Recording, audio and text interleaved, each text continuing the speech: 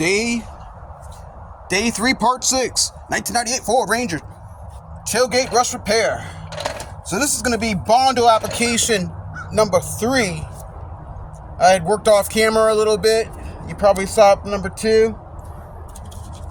So my thing is, I have a little Bondo here and I have a little Bondo here, and I'm using this 40 grit. I got a new piece of tape from here, and I'm just going to move as expediently as I can to get this as flat as I can.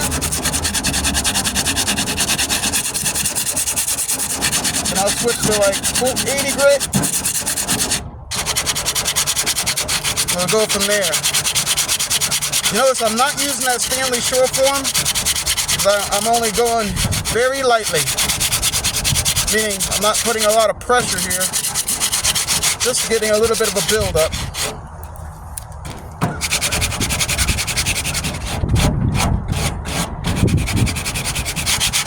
I really put the Bondo fill on real tight with my with this here. I mean, I really swiped it in tight and thin. Put it on there pretty thin. Or I should say, spread it thin. Thin and tight.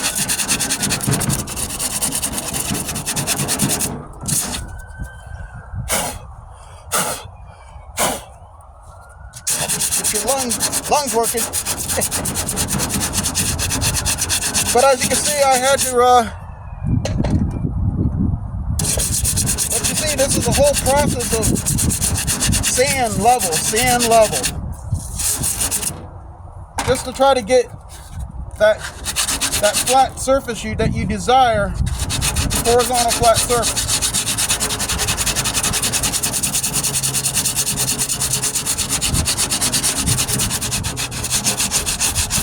I think they would call it an irritative process. What is left is what you need to remain. You're constantly removing to find out what you need.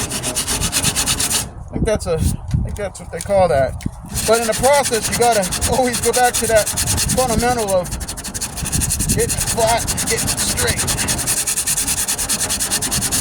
So it takes a little bit of patience. As you're getting this flat,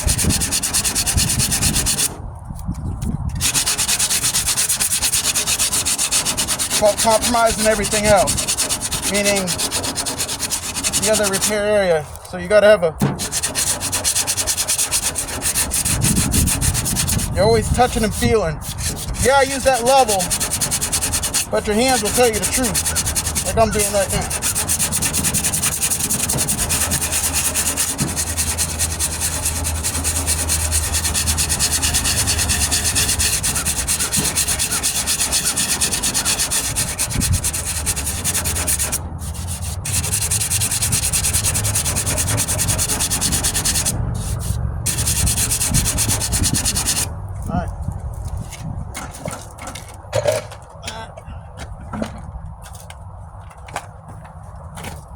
Switching to 80 grit.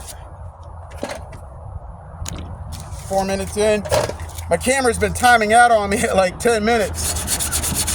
So that is partly why I've come to realize, like, I'm up here talking to dead air, talking to myself, which is not uncommon. I talk to myself all the time.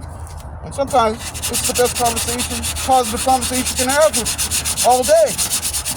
Just talking to yourself. As long as you're talking positively.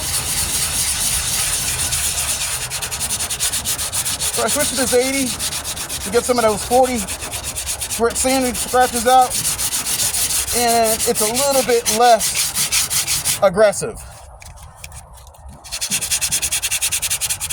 I do have 60 grit if I need to really get down with it, but we'll see. Because right now, I wouldn't prime over this. I don't like the appearance. It's too pitty and it is not smooth. So I'm gonna throw some pressure on it.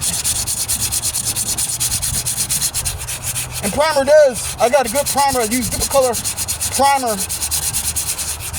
primer filler. And it fills in a lot, but again, if it's not smooth to your hand, it's going to show up in the paint.